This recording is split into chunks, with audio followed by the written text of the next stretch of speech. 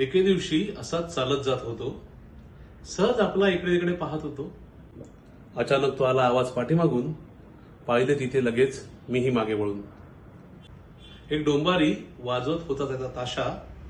होता वेळ, म्हटलं पाहू त्याचा तमाशा. मुलगी आणि बायको होती त्याच्या बरोबर. त्यातही त्याची बायको होती गरोदर.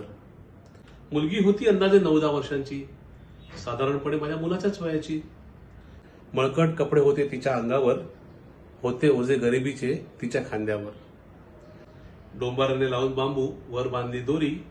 त्याच्या खेळाची त्याने केली तयारी. त्याने मांडला खरा रस्त्यावर खेळ, पण कोणाचा आहे तो पाहावयास वेळ. असला खेळ आता कुठे कोण पाहतो. मोबाईलचा जमाना, याची कदर कोण करतो. बायकोने ताशा आणि डोंबाराने घेतला ढोल. मुलीने चढून दोरीवर सांभाळला आपला तोल. ढोल आणि ताशा वाजू लागला, त्यावर मुलीचा पाय पुढे पडू लागला. एवढीशी पोर ती कला सादर करत होती.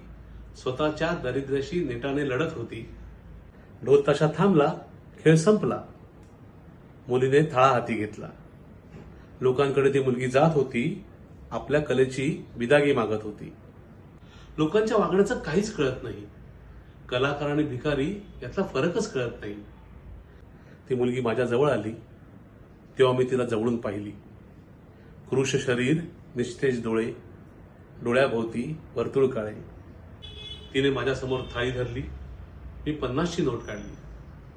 पैसे मी तिच्या ताटात टाकले. तिने चमकून माझ्याकडे पाहिले.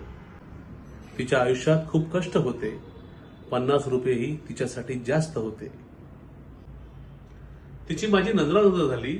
माझ्या हृदयात कालवा चालू झाली. तिची माझी नजरानजर झाली. माझ्या हृदयात कालवा चालू झाली. ती वळली, पाठमोरी मी तिला जाताना पाहिलं. ती वळली, पाठमोरी मी तिला जाताना पाहिलं.